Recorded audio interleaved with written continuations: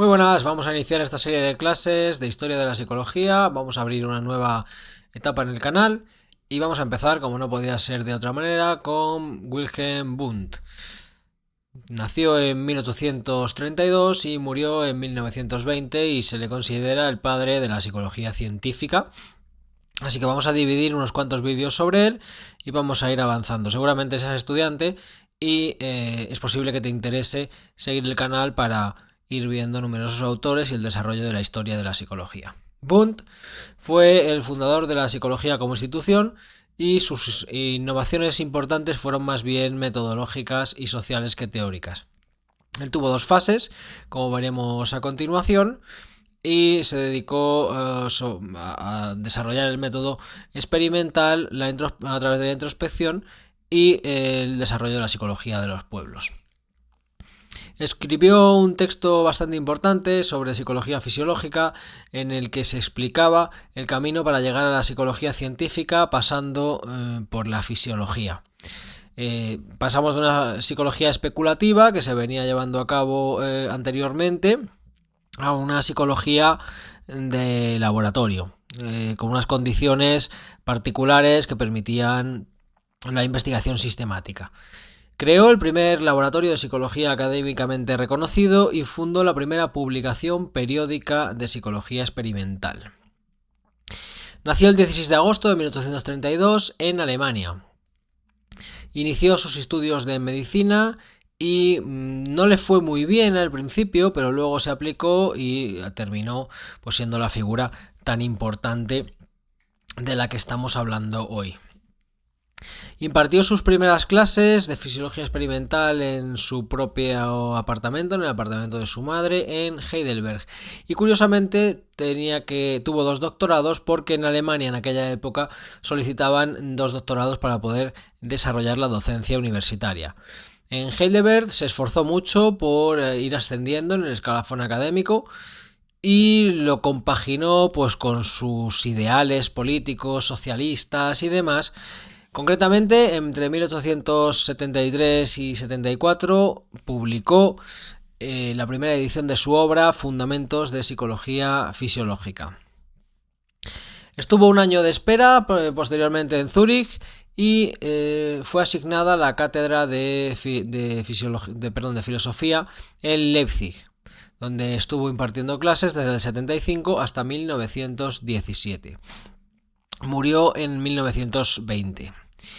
Logró cierta independencia y estuvo en principio fundar su instituto psicológico. En primer lugar lo fundó con sus propios fondos en 1879 y funcionó hasta el 81 subvencionado por él. Ya en 1885 fue reconocido por la universidad.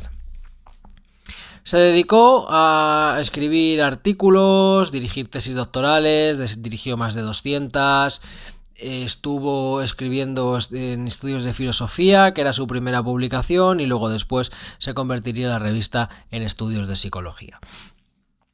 Luego en el año 1900 se puso a publicar su obra La psicología de los pueblos y desarrolló de esta manera las dos vertientes de la psicología. Por un lado, la psicología fisiológica de laboratorio, una psicología experimental y una psicología de los pueblos, es decir, una psicología de la interacción de la persona en el entorno social, opuesto obviamente al estudio de laboratorio. Esta dialéctica se mantiene hasta hoy porque realmente, tenemos estas dos modalidades de aprender al ser humano, ¿no? Por un lado su estudio en el laboratorio y por otro lado cómo la presencia de los demás influye en cogniciones, comportamientos, afectos, etc. Wundt definió por primera vez en el año 1873 la psicología en su libro Fundamentos de Psicología Fisiológica. Proclamó que era una alianza entre dos ciencias, a recordar, la fisiología y la psicología. Y la psicología se definía como la ciencia a través de la cual la persona se miraba a sí misma, desde dentro además. Es decir, se ve la introspección, que será el método que seguía él. Planteó como tareas investigar los procesos vitales, como la conciencia, a medio camino entre la experiencia interna y la externa, que requieren la aplicación simultánea de ambos métodos, del externo y el interno. Recordad el método interno, el método de la introspección. En segundo lugar, arrojar luz sobre todos los procesos vitales desde los puntos de vista conseguidos por las investigaciones en esta área y de esta manera, a lo mejor, llegar a entender de forma total la experiencia humana. Algo complicado, ¿verdad? La ciencia de la psicología comienza con los procesos fisiológicos y pretende demostrar cómo influyen estos en el ámbito de la observación interna.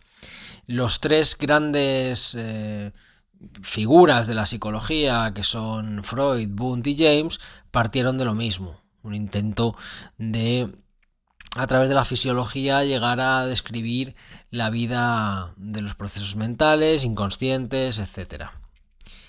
Y los tres lo abandonaron. Freud en el proyecto de psicología para neurólogos, William James se dedicó posteriormente a la filosofía y Wundt pasó a la psicología de los pueblos. La psicología se basaba en la observación introspectiva del mundo de las ideas para intentar aislar y definir los elementos mentales de los que se componen las ideas complejas y los procesos mentales que integran esos elementos en los objetos coherentes y con sentido de la experiencia. Lo veremos en el siguiente epígrafe. Estos elementos y procesos tendrían que vincularse luego a los sustratos fisiológicos.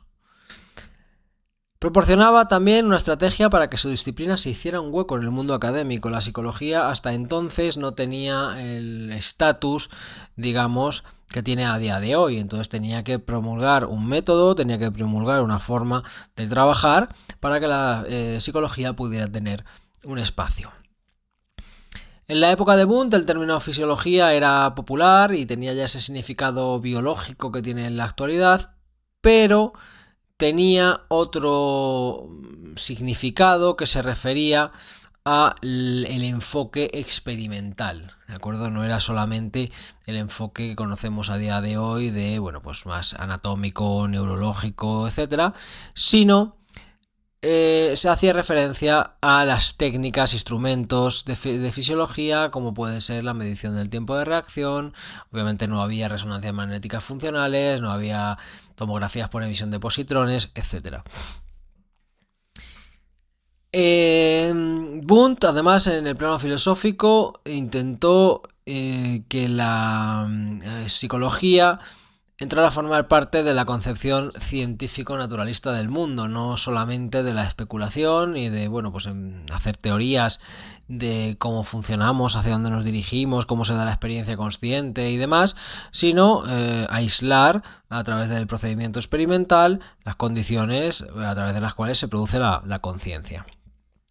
Tradicionalmente, la psicología, como sabéis, era la ciencia del alma, pero el alma sobrenatural no tenía cabida en la ciencia psicológica. Entonces aquí empezamos ya a tener un procedimiento de desplazamiento de este alma para centrarnos en elementos cada vez más objetivos.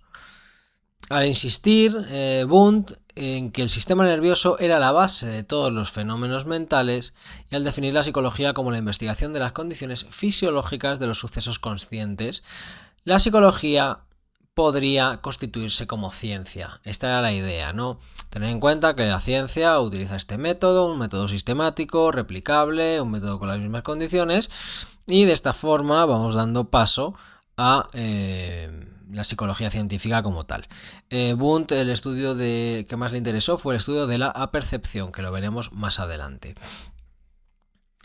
Bien, la creación de la psicología fisiológica abrió la posibilidad teórica del reduccionismo, que intentaba explicar todos los sucesos a través de la referencia al sustrato fisiológico anatómico que lo posibilitaba. Por ejemplo, a día de hoy lo que planteamos es qué causa una depresión. Alteraciones en los niveles de serotonina, tenemos alteraciones en la construcción de la realidad, tenemos alteraciones en los hábitos, en el comportamiento, etc. Entonces, pues bueno, en este caso, Wundt apuntaba a que lo más importante era reducir esa experiencia a las condiciones fisiológicas. La fisiología era la ciencia de aquel entonces más importante, la que más tomaba también fuerza, y los profesionales se contaban entre los científicos más adelantados del mundo. Era como una especie de neurocientíficos de la actualidad, los que utilizaban estas condiciones experimentales. Y Wundt se fue instaurando como el máximo representante de un nuevo campo de estudio en busca de estudiantes y en búsqueda de, de ir prosperando en el estudio de la psicología. Próximo día vamos a ver los dos sistemas psicológicos de Wundt, vamos a ver su etapa de Heidelberg y luego la etapa de Leipzig, y seguimos con nuestro episodio de historia de la psicología. Nos vemos en la próxima, que tengáis un buen día.